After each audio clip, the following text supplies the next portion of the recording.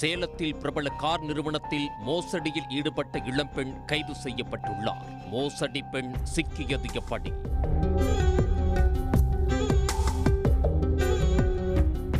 சேலம் மாவட்டம் சங்ககிரி அருகே உள்ள விஎன் பாளையம் பகுதியைச் சேர்ந்தவர் 33 வயது நதியா.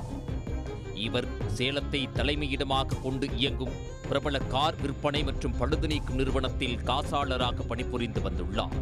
இவர் தங்கள் நிறுவனத்திற்கு சர்வீஸ் செய்வதற்காக வரும் கார்களின் வாடிக்கையாளர்கள் கொடுக்கும் பணத்தை தவறாக கணக்கு எழுதி மோசடியில் ஈடுபட்டுள்ளார்.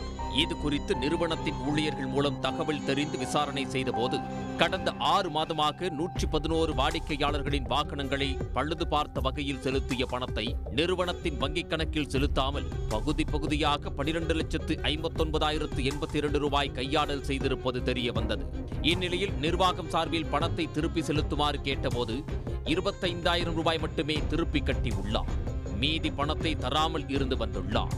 இதனை அடுத்து அந்நிறுவனத்தை மேலாளர் இளவரசன் மாவட்ட காவல் கண்காணிப்பாளரிடம் புகார் அளித்ததன் பேரில் இந்த புகாரை மாவட்ட குற்றப்பிரிவு போலீசார் விசாரணை செய்தனர். விசாரணையில் நதியா மோசடி செய்ததற்கான ஆவணங்கள் கிடைத்தது. இதனையடுத்து போலீசார் நதியாவை கைது செய்ய முற்பட்ட போது அவர் தலைமறைவாகிவிட்டார். இதன் பின்னர் தனிப்படை போலீசார் விசாரித்ததில் நதியா தஞ்சாவூரில் உள்ள அவரது உறவினர் வீட்டில் பதுங்கியிருப்பது தெரிய வந்து அங்கு சென்ற தனிப்படை போலீசார் நேற்று நதியாவை கைது செய்து அழைத்து வந்தனர். பின்னர் 3 பிரிவுகளில் வழக்கு பதிவு செய்து நதியாவை நீதிமன்றத்தில் ஆஜர்படுத்தி சிறையில் அடைத்தனர்.